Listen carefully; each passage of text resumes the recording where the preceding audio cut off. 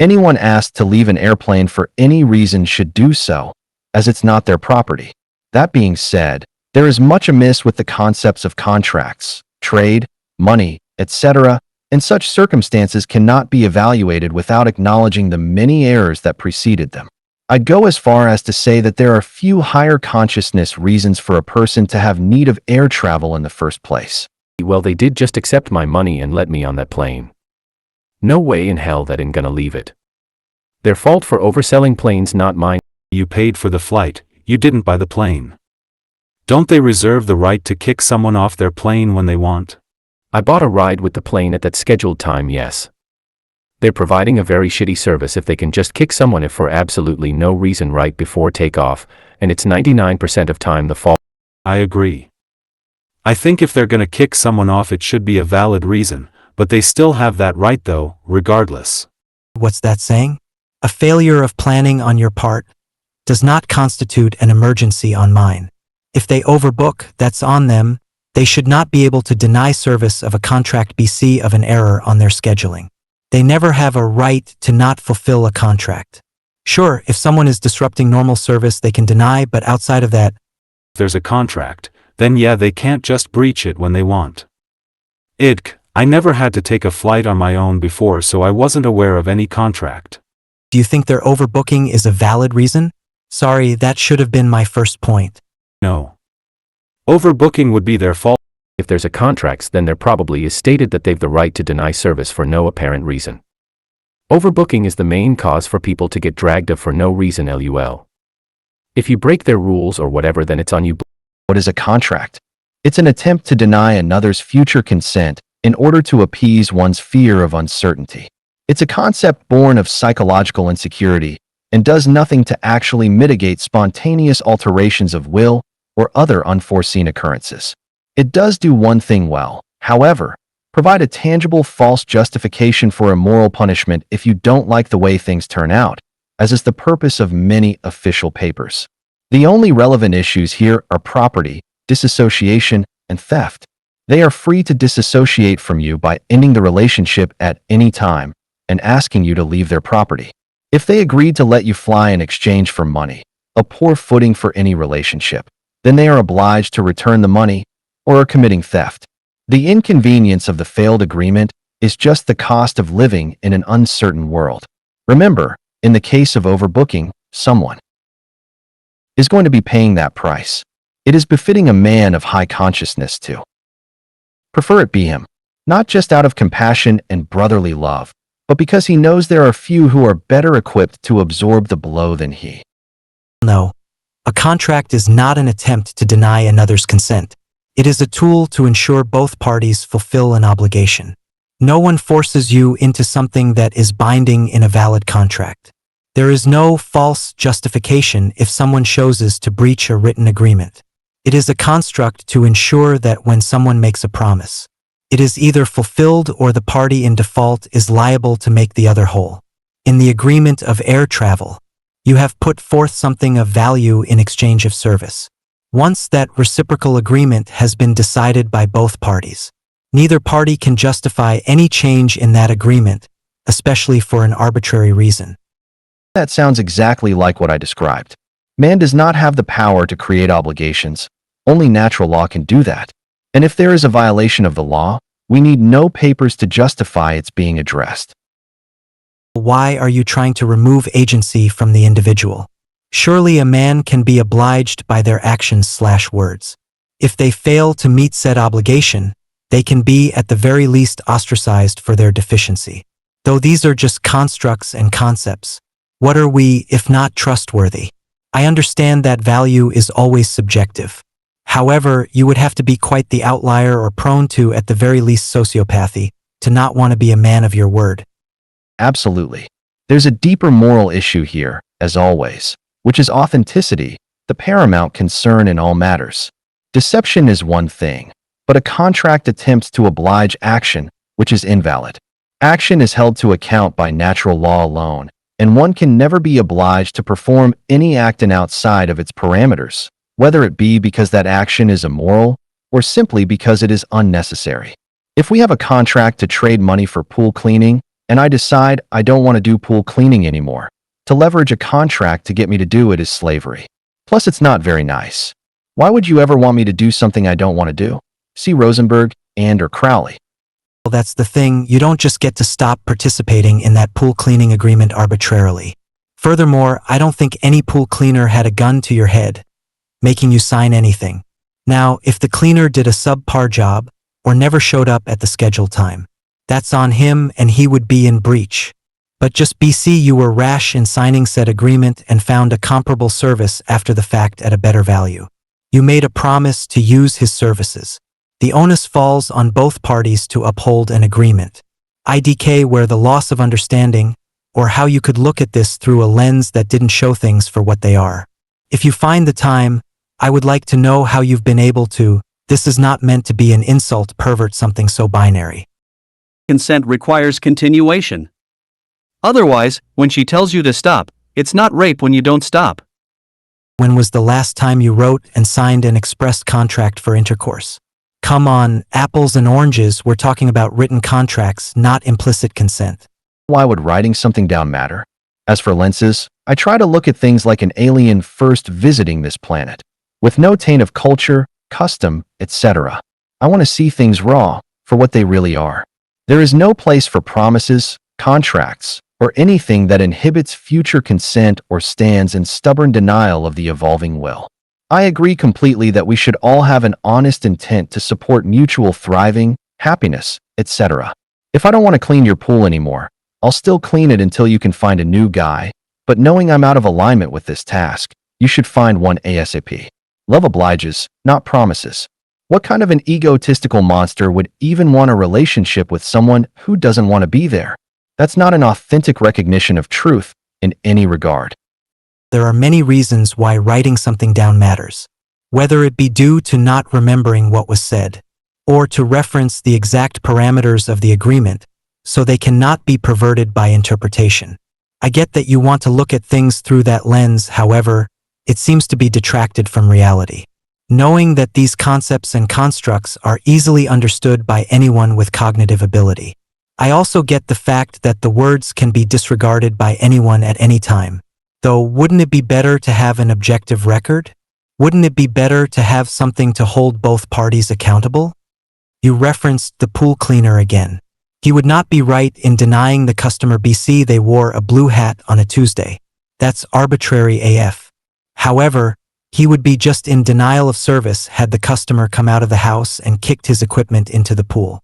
One does not just to shirk their duties BC the other party has bad breath, unless that was a stipulation in the signed contract. I still can't for the life of me see how this is a matter of contention. But hopefully we can find some mutual understanding. Mind you, I'm not dismissing any of your points, as I do believe honor, whether it be love or respect, does oblige. I just think there are other things that do as well. Another point I overlooked is it all boils down to what the individual values in the pool cleaner scenario. Oh yes, those are good reasons for writing things down, depending on what you mean by accountability. I just mean that writing it down does nothing to create an obligation or assure an outcome. It's a big transition from where we are to living in universal alignment with truth. The way we've constructed our lives, many secondary, false needs arise. Contracts are one such symptom of an earlier misstep. I want you to enjoy your pool. You want me to be happy in my work. If there is to be any point of contention between people approaching higher consciousness, it should be me telling you I'll continue to clean the pool until you find a new guy, and you insisting I go now and pursue my true will. The opposite of the greedy grasping that contracts are generally used to support. Man does not have the ability to create obligation. This is essential. It is the very and only reason why his legislation is illegitimate, and statism is a grotesque farce. Not trying to Kathy Newman you hear, but LOL, so you're saying in the recognition of humanity being social beings, it doesn't really behoove parties to have a framework of understanding? One that seeks to have accountability. One that seeks to understand someone's intent and hold them to their word. All jokes aside though, are you not obliged by way of ego, if nothing else, to stave off advances of those that claim a higher right to your life?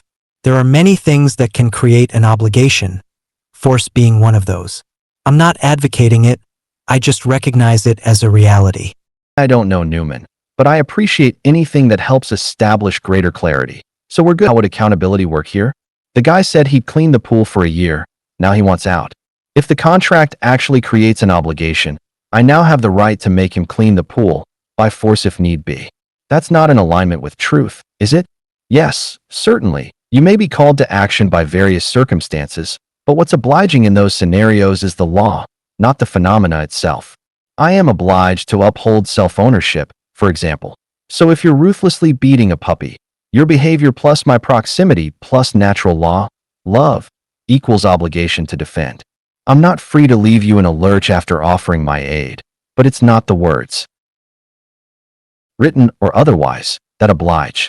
It's the higher will, shared by all men, but expressing differently though each, which obliges us to either uphold agreements or release others from those agreements. The existence of an agreement does not suffice to oblige in itself. That's my only point.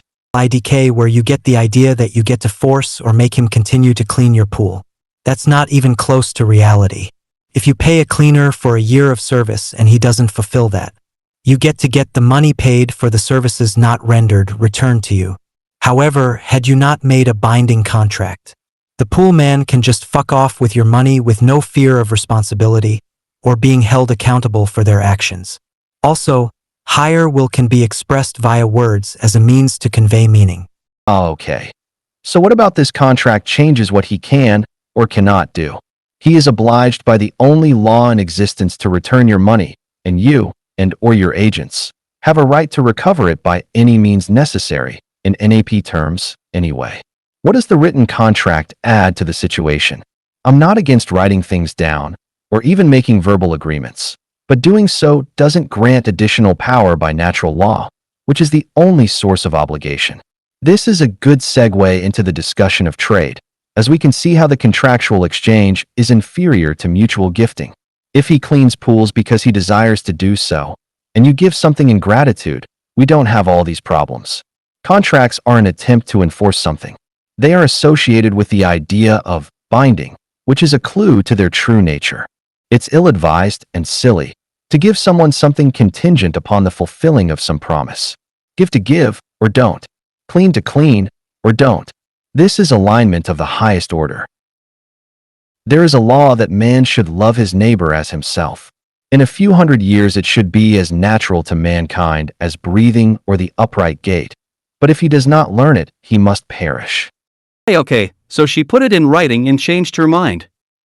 You keep going because she wrote it down and magically it's not rape. That's not to mention marriage. I don't do possessive relationships and my name is anti-coercively enforced conjugal relationships aka marriage. That might be confusing because the sex is implicit. So we're not talking about apples and oranges. It's all right. I'll play this absurd game with you. If someone signs a contract for intercourse, the absurd part, they would be doing so for exchange of something perceived to be of value, most likely dollar. Were she to withdraw her consent to this contact, in your eyes she would be right in keeping the money? You of all people should comprehend what it takes to have a valid contract. A valid contract is nothing more than continuous consent. There are legitimate repercussions for violating an agreement. But when consent is lost, the opposite party is left with peaceful means or coercive means. You of all people should comprehend coercion is never valid, legitimate, or righteous. Whoever coerced anyone. If that's the case, then you aren't talking about a valid contract to begin with, so all of this is moot rhetoric. Do you not see the double-think in your last comment? Seems we're either miscommunicating or your position is that it's not actually coercion. If it was written down, the proper rituals performed, and now it's not coercion. Please point out my alleged doublethink. I will thank you if you can help me pinpoint it. I guess I need to point out the requirements of a valid contract. 1. Offer. 2. Consideration. 3. Acceptance. 4. Competency and capacity. 5. Written instrument. As for your doublethink, a valid contract is XYZ. If an invalid contract is broke, etc. Maybe doublethink isn't the right term. Forgive me, it's late. It seems you're applying your concept of contract to mine. Not to put words in your mouth, but it seems your concept is that we can make a promise, have the ritual you just described, and now when I break the promise, you can coerce me to uphold my promise. No, you would then be in breach and any compensation paid to you is owed back to the one that paid you. I'm only saying when you take a chance on my promise, have ritual, write it down, sign it, you're taking the risk, when I don't come through. The legitimate options left for redress, absent criminal intent, are peaceful. Ostracism, disassociation, etc. So if you offer a hooker $50 for some head, you don't get to put a gun to her and make her do it if she doesn't want to. You are right in asking for your $50 back though. I'm right in asking for it. But I'm not right for holding a gun to her head or coercing her. WTF. Are you even paying attention or are you just glossing over what I type? Nighty-night, Chris. Well, you said you don't get to put a gun to her head and make her do it. Give some head. I'm just saying the same thing regarding asking for your money back. That isn't even a direct quote, FFS man, so no, I didn't say that. That's just what you thought or heard in your head, as for you're just saying the same thing in regards to asking for your money back. Wouldn't that be advocating theft at that point? Oh no, hooker, you keep it, I'm just gonna tell all my friends what you did. Keep in mind, you would not even dissuade a fraction of a percent of her clientele, given she has talent.